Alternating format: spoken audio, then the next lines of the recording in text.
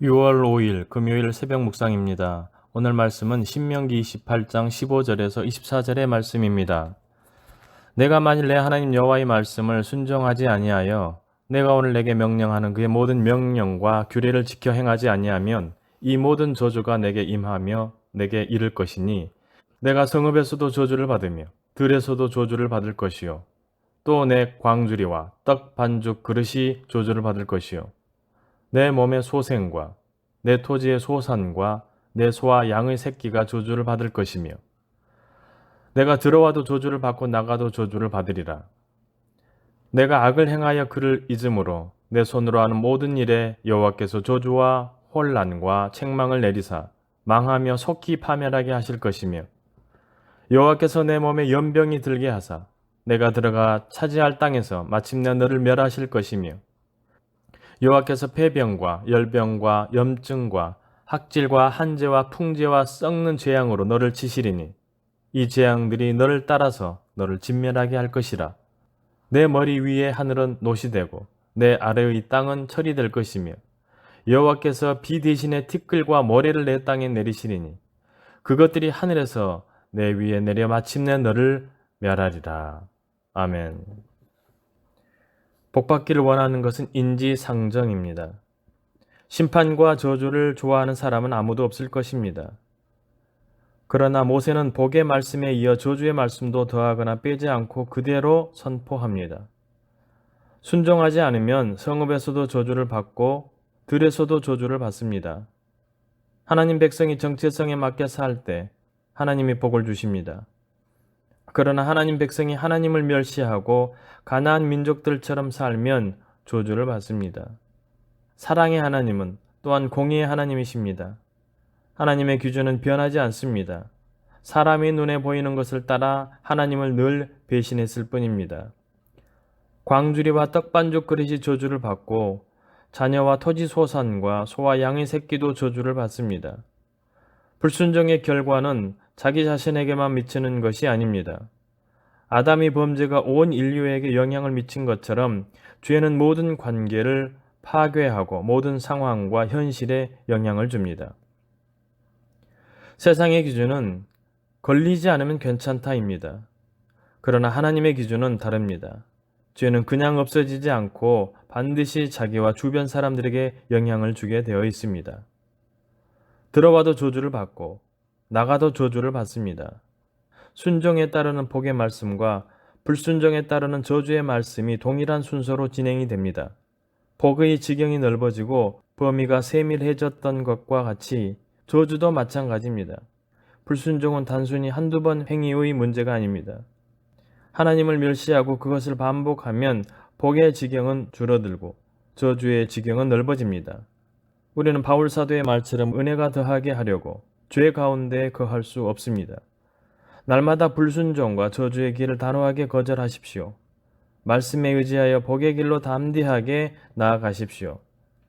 나중에 이스라엘 백성은 왜 이 말씀을 알면서도 우상을 섬기고 저주와 심판의 길로 행했을까요? 하나님을 잊어버렸기 때문입니다. 하나님을 잊고 악을 행한 결과는 결국 저주와 혼란과 책망과 파멸이었습니다. 신명기의 중요한 주제 중 하나는 기억하라입니다. 하나님을 기억하고 그분이 성취하신 구원을 기억하십시오. 하나님의 은혜를 잊지 마십시오. 오직 말씀을 묵상하고 하나님을 기억하는 것이 신앙의 변질을 막는 유일한 길입니다. 무서운 사실은 심판의 주체가 하나님이시라는 것입니다. 구원의 주어가 하나님이셨던 것과 같이 심판과 저주의 주어도 하나님입니다. 전염병, 폐병, 열병, 염증, 학질, 한재, 풍재, 썩는 재앙, 이 재앙들이 이스라엘을 따라와서 진멸할 것이라고 말씀하십니다. 이스라엘을 그렇게 사랑하시는 하나님이 어떻게 이런 무서운 저주와 심판을 내리실 수 있을까요? 그러나 여러분, 기억하십시오. 이 저주와 심판은 하나님을 사랑하고 진실하게 말씀에 순종하는 하나님의 백성에게는 절대로 이루어지지 않습니다. 스스로 하나님의 말씀을 멸시하고 잊어버리며 하나님의 백성이기를 포기한 사람들에게 해당되는 말씀입니다. 하늘의 비가 그치고 땅이 메마릅니다. 하나님이 비 대신 티끌과 모래를 내리셔서 멸망하게 하십니다. 죄의 삭은 사망입니다. 이후에 이스라엘은 이 모든 재앙을 겪은 후에도 하나님께 전심으로 돌아오지 않습니다. 결국 하나님의 아들이 이 땅에 오셔야 했습니다. 하나님의 아들은 그 모든 죄를 지고 죽으셨고 우리를 구원에 이르게 하셨습니다. 죽으시고 부활하신 예수 그리스도, 그분의 말씀을 기억하고 마음을 다하여 순종하는 삶이 구원과 복의 길임을 믿으시기 바랍니다. 기도하시겠습니다. 은혜로우신 하나님 아버지, 패역한 이스라엘 백성들을 보면서 오늘 우리 자신을 돌아보게 됩니다. 늘 보호하시고 지키시는 하나님의 은혜를 잊지 않고 감사하며 살게 하여 주시옵소서. 어리석게 세상과 타협하며 살지 않게 하시고 올곧게 오직 주님만 바라보고 의지하면서 믿음으로 주어진 삶의 길을 성실히 걸어가는 주의 자녀들이 다 되게 하여 주시옵소서. 택한 주의 백성들은 들어가도 복을 받고 나가도 복을 받는 자임을 믿습니다. 그러나 하나님의 말씀에 순종하지 않고 세상 편에 서는 순간 들어가도 저주를 받고 나가도 저주를 받는 불쌍한 인생이 될 것임을 또한 믿습니다. 주님, 날마다 주님 말씀에 순종하면서 주의 자녀들을 언제나 푸른 풀밭, 쉴 만한 물가로 인도하시는 하나님 아버지의 그 크신 사랑과 은혜 안에 거하는 주의 자녀들이 다 되게 하여 주시옵소서.